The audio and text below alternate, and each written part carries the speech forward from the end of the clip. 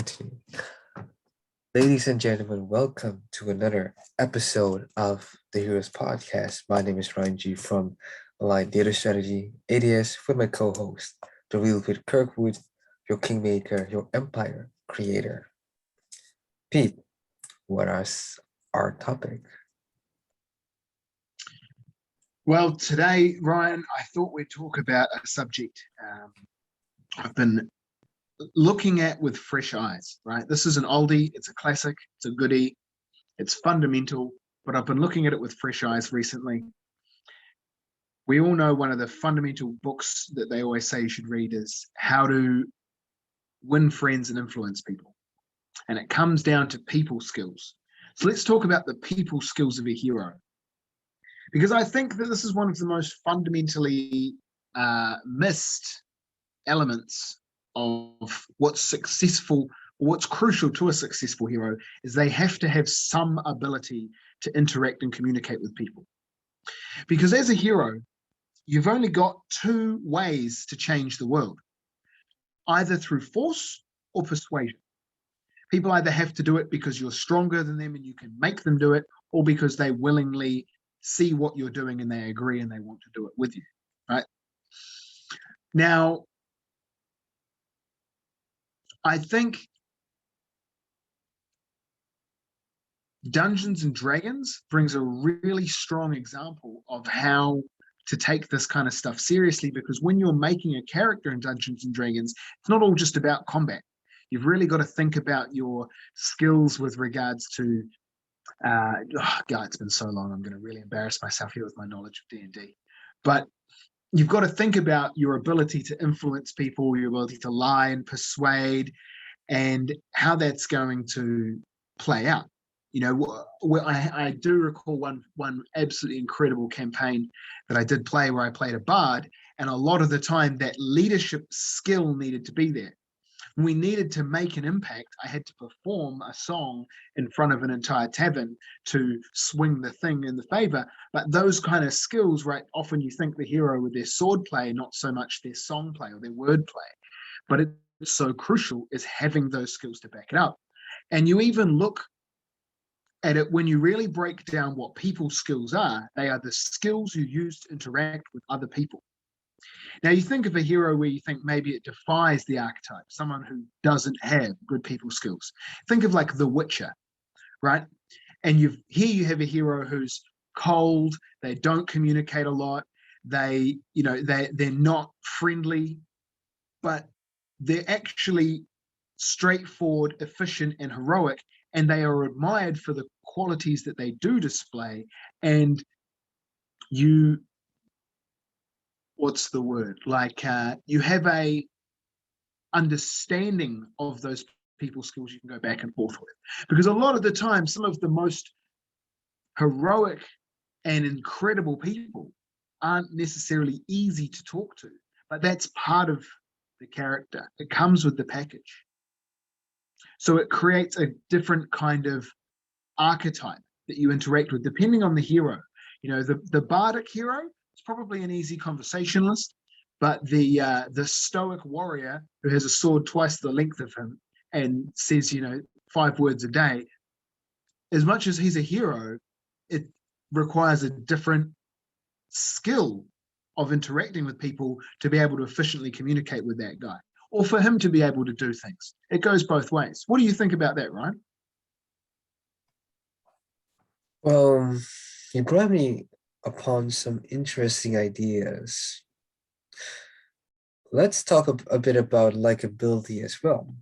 I mean, besides leadership, I can also imagine, let's say we'd have a barbarian, fantastic in battle, but a complete dunce when it comes to everything else, from the social skills to making money. But for some reason,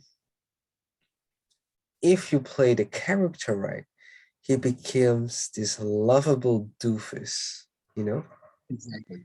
It's like Krunk from The Emperor's New Groove. Fantastic. What a fantastic character. I would never see him in a leadership position per se, leading an army, etc.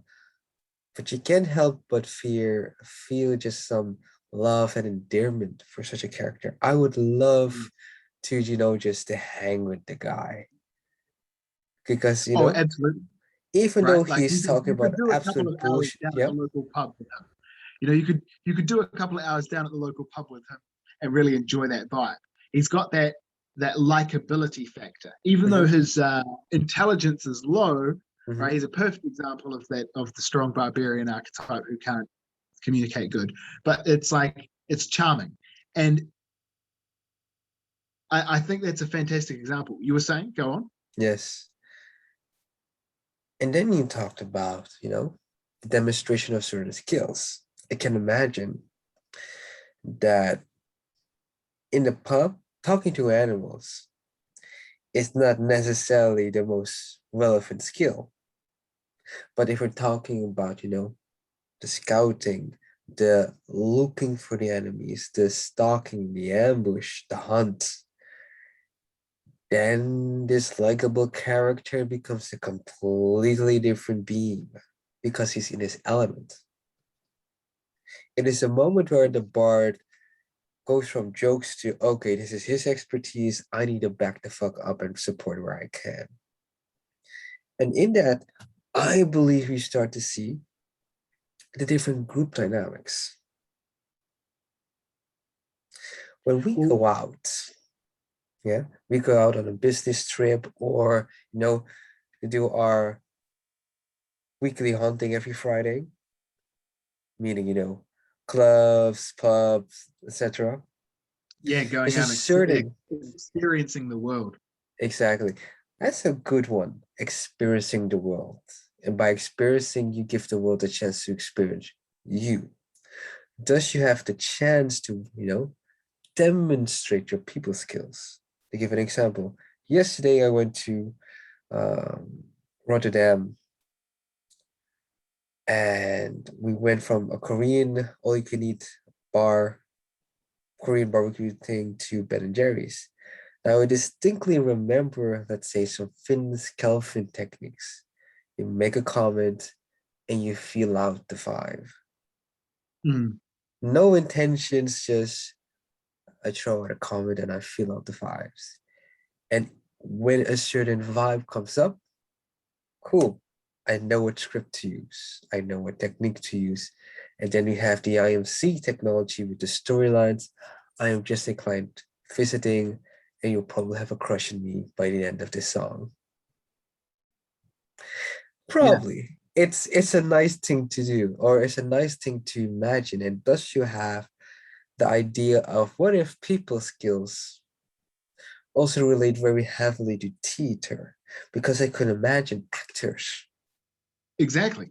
I could imagine actors once they're on the stage, be it the actual stage or live, and they have to, let's say, interpret Elvis playing Othello. No, he's a rising star. And instead of, actual battles, it's more the songs, etc. He becomes popular, becomes the Black Elvis, and then betrayals happen, misunderstandings happen. He feels paranoid. He gets fatter. He gets blah blah blah. And then you have the combination of that expression through the interpretation of the character. Yep. And then you have different, interpretation of the Joker through Heath Ledger, Jack Nicholson, etc. All completely different Jokers, but you Correct. can recognize that it is the Joker that they're playing. It is. You can. It's very obvious. And it brings an interesting dynamic to mind because you've got your, I wouldn't necessarily call the Joker a hero too often, although sometimes the Joker archetype, the Joker can be a hero in certain circumstances. But the point is that when you've got the character like the Joker in your hero squad, in your team, right? Because you want a team, Uh-huh. you always want to have a team. It's not always, you can't just be a lone wolf. It doesn't work. Yeah. And it doesn't work on a grander scale, on a bigger picture level. And sometimes that is hard to have that character in the interaction, right? They are the ninja who kills everyone on sight. They can absolutely confound anyone with riddles who tries to engage them in a conversation. They're like a walking weapon. But the problem is they can't turn it off. As soon as you encounter the enemy, you are so grateful. You are so grateful that Heath Ledger is on your team. Mhm. He's not the enemies. You're like, oh man, he is insane, but I'm way rather have him on my side than the other side. Not saying that, if the Joker's on your side, he won't kill you, right? Let's just be clear. There's a very significant chance he will, but Right, like I said, it's hard for the Joker to be the hero, but it's but still it really depends which iteration of the Joker. I could true. imagine Heath Ledger maybe, but all the other assholes, you're playing with Well, fire. I think the opening scene from I can't even remember what I always get the names of the Batman movies mixed up, but Mhm. where they're robbing the bank and it's all the guys in the clown mask and it's continually one gets murdered after another after another after another after another All as, right. as their part of the job is done, someone kills them and then someone kills that guy and then someone kills that guy after they get it done. So the safe cracking expert cracks the safe and gets killed, and then the explosives expert blows up the wall and gets killed, and then the bus driver brings the thing, they load it in, and then the loading guy gets killed. And it's like I don't think I want to be working with him, right? Like on that level, you got to be careful. You gotta be careful. So, like I said, the Heath Ledger Joker is that ridiculous archetype. But you think, the Jack Nicholson Joker, or even Joaquin Phoenix, right? That man, he's unstable, but I'd still rather he was on my side at the end of the day. And I Eh, think that those people skills mhm. are dangerous. They're deadly in a way, right? Like they're so destructive and chaotic to the world around them that those characters have. I can think of other characters.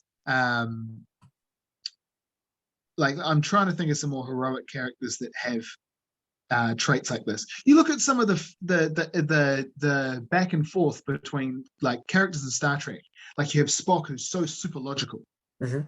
right? At times, that's a real pain in the ass when you're Mhm. just trying to, you're like, just trust me. But I don't see a logical conclusion to that. That's not the point. Damn it, just trust me, right? And you see those interactions because all of the skills have to be balanced, right? As a hero, you have to balance out your skills with the skills of the people in your group, in your tribe, in your hero's team, in your company, as we were alluding to earlier.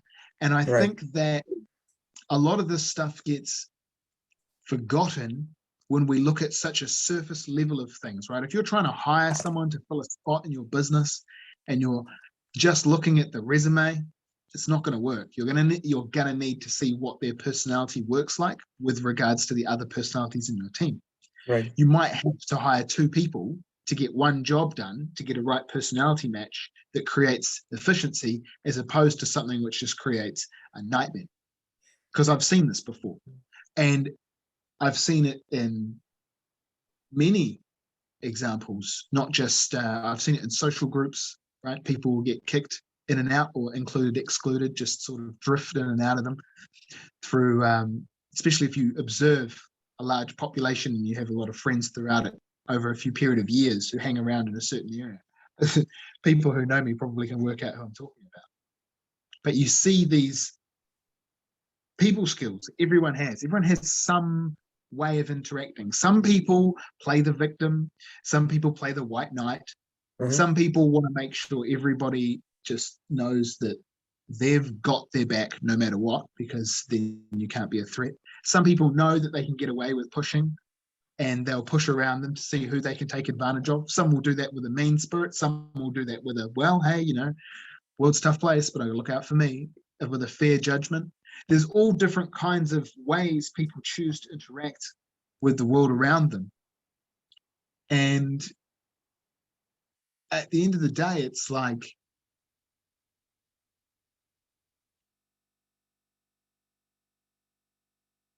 you've got to take that so much into account, those people skills, because it's the most important thing next to application of force, power, danger, right? So the next thing is, I would say, people skills is the application of force and power.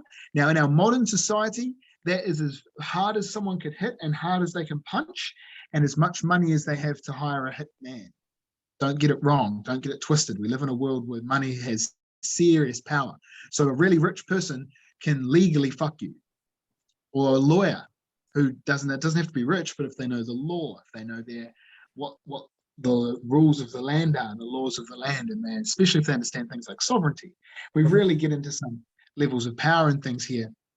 Those are almost separate to your people skills, how you interact, and the character you're playing versus the weapons you're using and what you're doing about it, right? Because you can be a nice person who's just sort of holding a fair balance, but sometimes you got to take advantage in the world, but you don't super take advantage. Or you can be the asshole taking advantage of everybody and doing it with your fists, because you can raise your fists and then not use them, but you're still backing up the power with your personality. Whereas someone else might choose to do it from a position of, well, I wouldn't ever want to threaten somebody. I wouldn't want to be that guy or that girl. So they pick that character, despite the fact that they might be extremely capable. I've seen this where someone was in a situation where they saw themselves on an opposing side to me. I was wearing my jiu-jitsu pants, and they straight away were like, oh, yeah, what belt are you? Oh, yeah, how long have you been training? And I'm just like, wow, like, really? Like, as soon as you see that, you think this is going to come to a fight. And not once did I mention a thing about my physical ability, because I was like, I'm not here to fight, right? I literally was in that scenario for the exact reason to stop physical violence. So there was never going to be any from my side. But I could see it so clearly from the other side, is that they were instantly trying to compare and square off in the language. And I was like, yep, cool. Yeah. It's a fantastic hobby. Yeah. I agree. It's a fantastic hobby. Yeah, really, really comfortable pants. Yeah, really, really comfortable pants. I wasn't giving them any of that, because my people skills are way more advanced. You're not going to bait me in. You're not going to catch me. You're not going to get me with some level of a thing. Because the problem is, so many of us don't realize we play one character. We play that angle so often. I've evolved. I used to be a terrible, terrible player of playing the victim. So my people skills lent on that card, because I'd grown up watching adults use it effectively. Because you can use it effectively. You can constantly guilt trip people into the whole, like, hey, like, I've done this for me, for you, so you should do this for me, right? Like, because come on, like, things are difficult for me right now. I'm trying my best, like, and think, okay, man, I'll do it for you, right? Stop from playing. It's very easy to fall into that, and it takes a lot of personal growth to go through those levels and see what you're doing. Because once you realize what you're doing, then you see what other people are doing first. Then you'll see what other people are doing when you're doing it before you see yourself doing it. But as you recognize what techniques and methods and patterns people are using, because they're all ingrained, they're people skills, the way they're interacting with the world, you can work out, are they a charm hero? Are they a force hero? Are they a victim hero? Are they an enemy? Right? But you can sort of start, oh, I see this and I see that. And it really gives you that essence into seeing how it's so vital. People skills of the hero. And I think it's like, it doesn't get touched on enough. We don't really have a word for it. Communication style or something maybe, but that doesn't sound right. It doesn't sound. I see what you mean. But I don't think there is a good word for it without giving it context. I mean, you could say likability, but likability is just one aspect. In the end of the Character day, comes to mind, but that's only one aspect as well. I Exactly. would almost say, communicative competence, which comes closer because it's all about, are you competent in using your language, your way of speaking, your communication to reach whatever goal you want to reach within the context of the here, the now, the future. That's in essence what we're Exactly. talking about. Exactly. And taking, Carl Carnegie, Win Friends and Influence People, I believe is the title. Great book. But that isn't enough. He's clearly talking about one way of, getting friends and influencing people. Hmm. Hmm. And I could not imagine everybody doing it because then we all become Carnegies. The whole Oh, point totally. of communication is the give experience and the get experience. Even as simple as a transaction, getting Ben and Jerry's, Hmm. flirting a bit with the cashier. Everybody's having a good time, but you need to know how and be willing to put in the work and make mistakes. True that. And if one would take the time to learn this art that is communication, nothing rings more true than success leaves clues, be it what you experience on a daily or actual characters within your environment. Hmm. There's a Hmm. reason, certain characters, like a Public Enemy #1 with Johnny Depp, when he acts a certain way.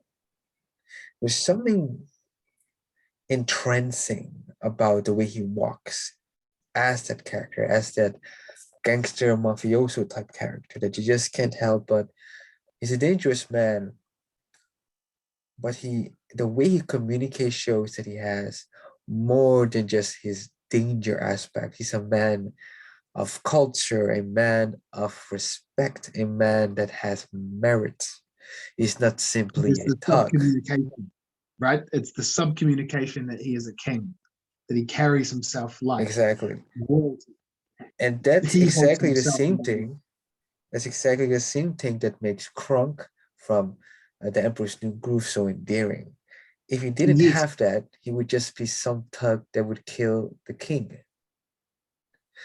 But yes. because he is innately a good being, he's having this dilemma of shit, I need this job, but I don't want to do this. This is not in my nature. And because he is so childlike almost, you feel for the guy. We can Yeah. see ourselves as Kronk going, man, I've worked my way up to this position, and now I'm facing this very big dilemma.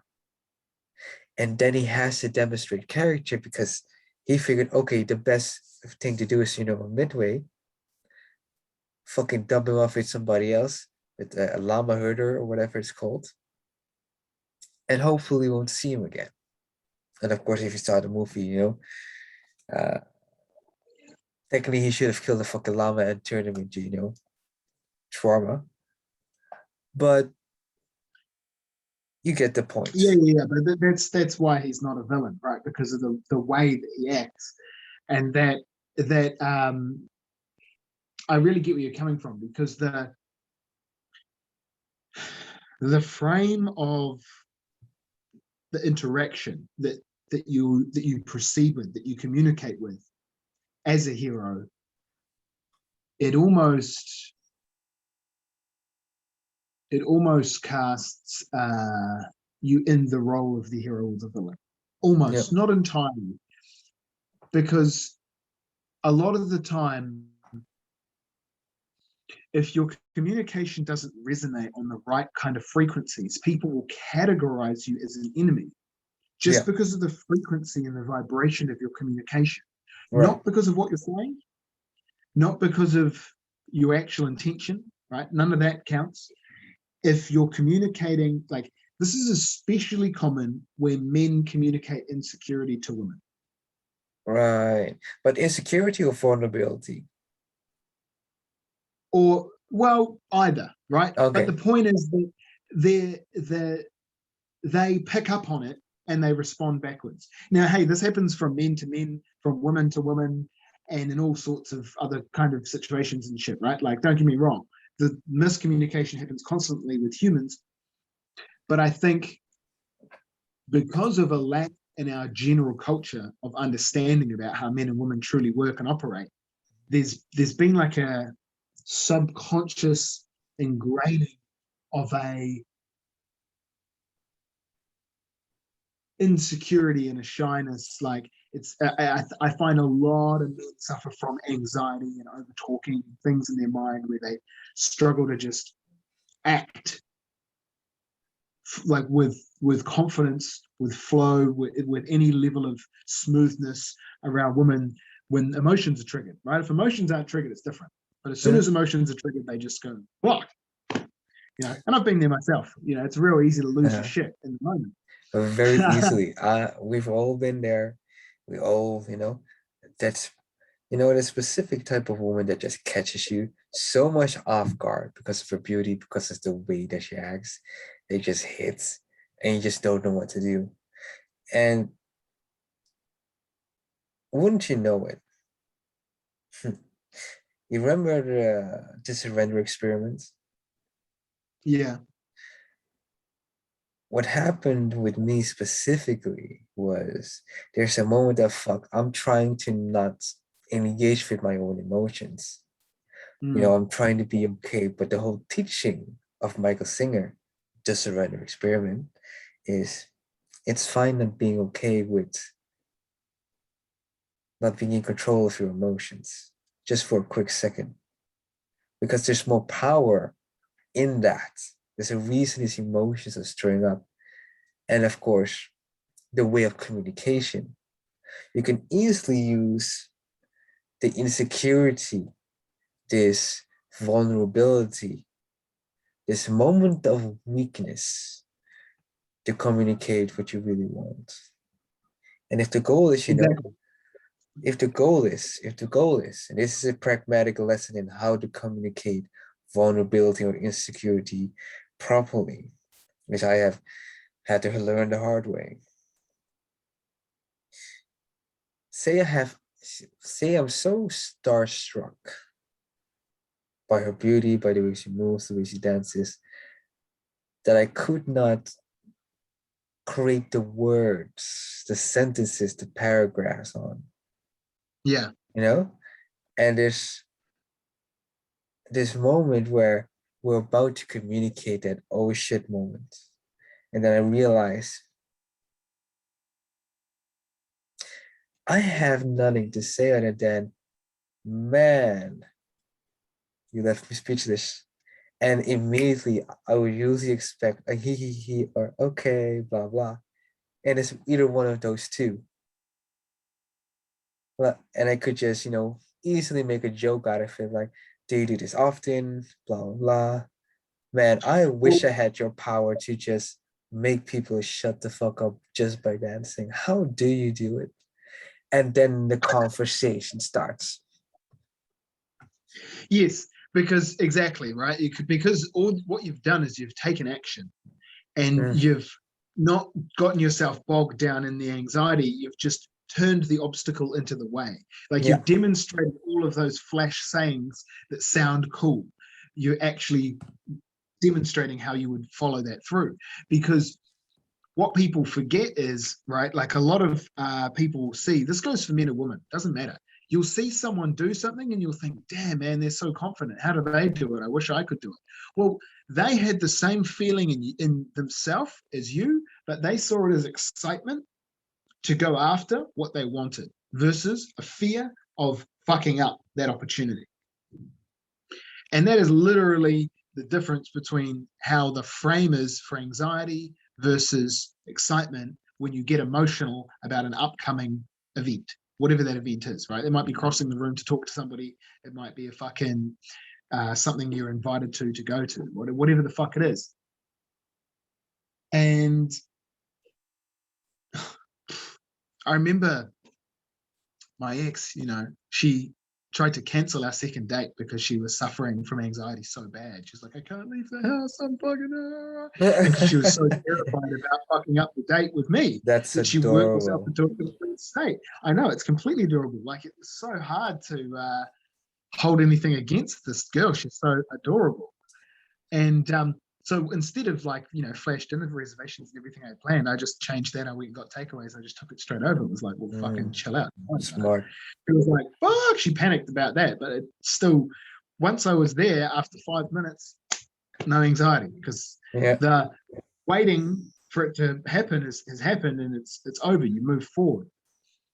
And I think that That's a a lot very of the good time, example, by the way, of using your people skills to help the situation. correct. It's clearly, okay, my partner is in distress, there's panic. There are things I shouldn't say, and there's things I shouldn't do. I shouldn't say, calm down. I shouldn't do, it's okay. But what I should Exactly. do is, let's change the avenue for a quick second. Let's change the objective, maybe to something a bit less intense. Maybe let's dance a bit. Let's make a joke. Let's go to an environment where this can easily be handled. It's very much like Brazilian Jiu-Jitsu. If I'm not going to win in the guard, why not try, half guard? Why not try to take the back, etc., etc., etc. And it's a very much so with communication. It's feeling out the vibe and just testing, feeling out. You could never truly know where your arrow will hit once you release it. But there's a range of expectations. I mean, if I give a compliment and it's genuine, I don't expect to be clocked like Mike Tyson. Right. To give another example, in the years back when I was with this medical student, went to some gala, never went to something like that before. And I remember, the WhatsApp messages, her being in panic. Oh, please come on time, blah, blah. I could have come later easily. Please bring this and this and this and blah, blah. Complete panic. I come there. I'm dressed in your typical smoking suit because I know how to dress well. Yep. And the moment I entered the room, everybody's really looking at me. Because they should. I dress well. I know how to play that game. Your presence is making a statement. Exactly. I'm basically walking like James Bond with my because it's a Halloween gala. Walking with my mask in my hand and my sleeping bag, etc. I know how to play the game. I've been through a similar situation before. She's still in complete panic. Her girlfriend's trying to calm her down. She's still not seeing me. And I give her, a tap on the shoulder. I'm like, are you good? Are you happy to see me? Sure as fuck happy to see you. She starts freaking out even more. Starts acting like, oh, you made it, blah, blah, blah. And it's this endearing quality that she has. Mm-hmm. And I'm playing or almost summoning that part of her. Like, it's not a big deal that you're in panic. It becomes a big deal when I get in panic, because we as men in a relationship, it's not for nothing. She's the ocean, I am the mountain. Not There's simply the something key rock. you just mentioned there, right? Exactly. But that character, you are the rock, you are the mountain, she's the ocean, she's that emotional turbulence, you're that stability. And this people skills that we have, how it interacts, how it comes together, it's malleable. We can demonstrate different skills, we can play different characters, different roles. And in that moment where she behaves in that way, for example, like you're saying, she's like, oh, she's worried, she's panicked, she's coming to you for reassurance. Or whereas my example, she's anxious, and then I'm there with the food and the rest of it, and she just really opens up, becomes really wonderful. Her frame requires a certain frame of view, which is it's all good. I've got it under control. I'm a real man. This is how we do. I've got the shit on lock. I've got my shit under control. And you go into that frame of being the yang to her yin, and it comes together very nicely because you're in alignment. And what we're constantly seeking is a way for our people skills to come into an alignment like that example, right? Where you provide something for the other person that they need or that they want, right? And it comes together in a mutual exchange. They really want someone to talk to, and you provide a listening ear, right? They really want to get out and socialize, and you provide that. Or they really want a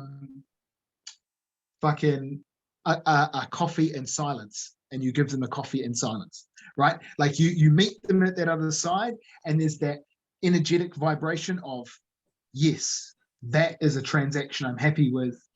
That's how we do. It's basically social alchemy, isn't it?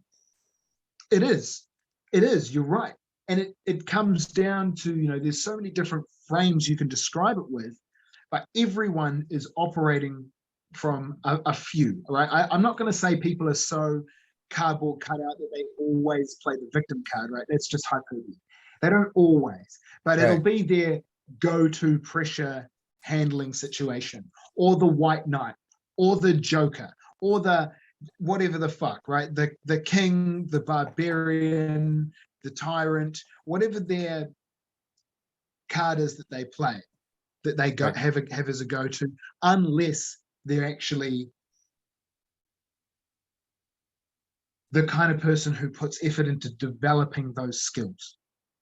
Now that's, I think it's about 30 to 10% of the population that put an active effort into learning to change those things. And you'd be surprised at who some of those people are, because something I think is really important to acknowledge is that look for where people are going on their journeys, right? Really not where they are. Because I remember once upon a time, I was a real fucking asshole, and I was at the beginning of my journey, and I fucked a lot of people over, and I fucked them up, right? Man, I broke some hearts like a cunt. But the point was, like, I can't hate myself for that looking back, because I had to go through those lessons and learn those things to get to where I am now. And I know that there's probably some people, especially some broken-hearted people in my past, who probably hate me for it. But that is what that is. And that doesn't change the fact that today I have to be responsible for who I am, and I have to be aligned with choosing the people skills I decide to use. I've got my tool belt. Am I going to use a screwdriver, or am I going to use a socket? A socket's more of a pain in the ass. A screwdriver's easy. Guess what? Screwdriver strips the head way easier than a socket. Fuck, should have gone and used a socket. Right. I think we found the correct terminology. The hero's way of social alchemy. The tool belt. That's the marketing thing we're looking for. That's social alchemy, because that's what it is. Damn. That's beautiful, man. That's beautiful.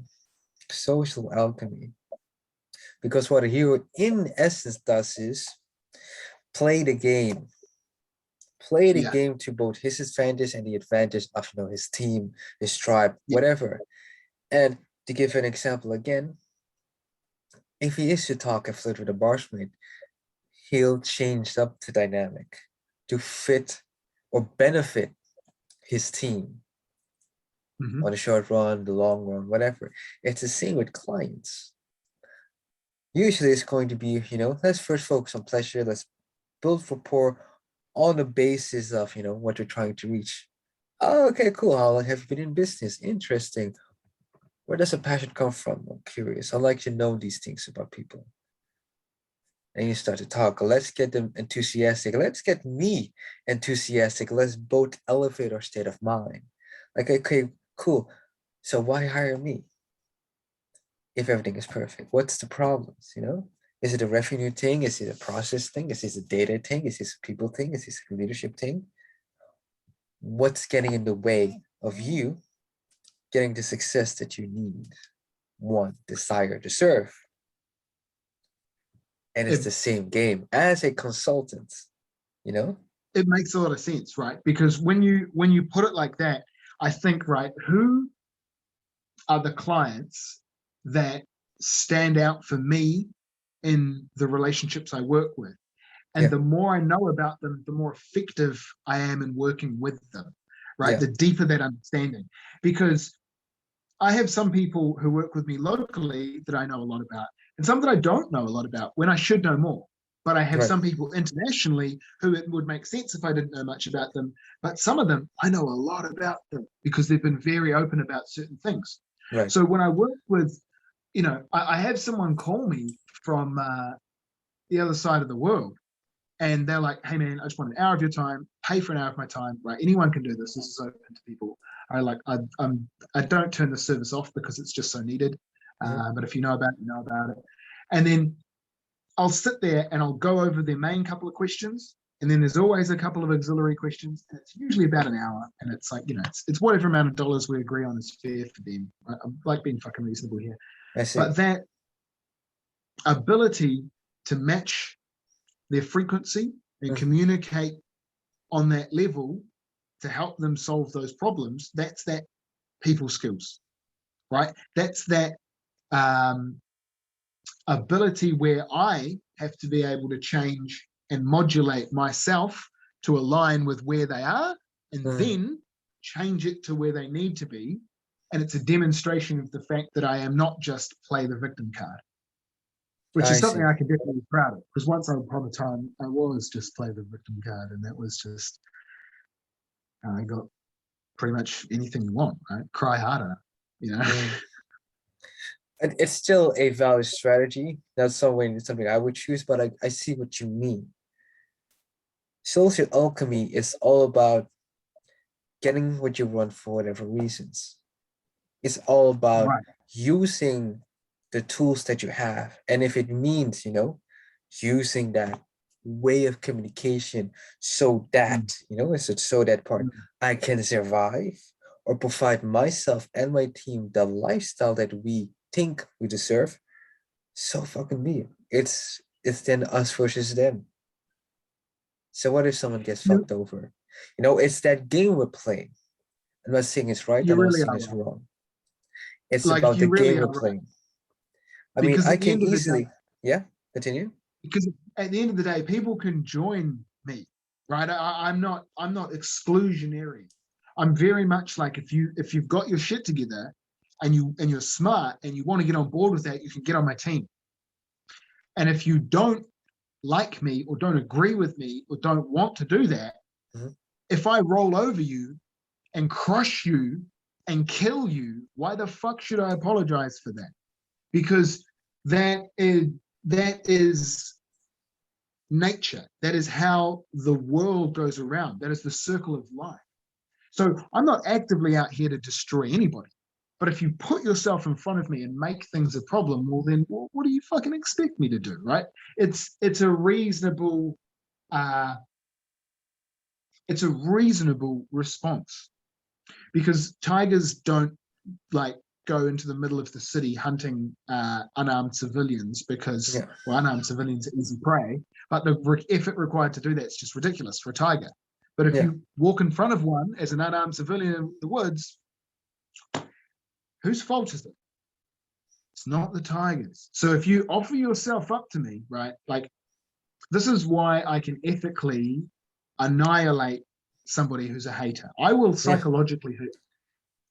hurt you psychologically if you come at me as a hater, because it's the people skills thing, right? yeah, We can see that. And I think that that comes with any level of professional ability in any field, is it gives you a certain level of danger. right. And I think that it really comes to that like we're going for an hour here, but otherwise it brings it all the way back to the hero's people skills are the other side of that combination. On one hand, you have the force. I wield broadswords, I fire bows and arrows, I shoot magic spells. On the other hand, you have the how do I do it? Well, I modulate my communication like a harp, or I always play the victim card, or I'm a white knight, or whatever. And there's that dichotomy that creates the character. Because not every mage is a mage, not every rogue is a rogue. Their flavor. But honestly, I think, yeah, I mean, I've already gone over everything I could go over here before I really get into deep lecture mode, and I'm going to save that for the upcoming event in a few weeks. We're going to be doing another one on people skills, big time. I'm going to get into that. We'll explore that toolkit of Good. a hero's people skills and what's available to them on a much deeper level. Good, good. So, in essence, adding notes. Communication is a tool. Use it wisely. And depending on the context, either remove yourself from the situation or it's time to practice. I love it. 100%. Fantastic. Fantastic. So now for the outro. Boom. This has been the Hero Podcast 64. My name is Ryan G from the Netherlands, owner and head coach of Aligned Data Strategy, with of course my co-host, the real Pete Kirkwood, your kingmaker, your empire creator. If you have any questions, feel free to like, subscribe, comment, do whatever you want to do, and I will see you in the next live. Good morning, good evening, good night.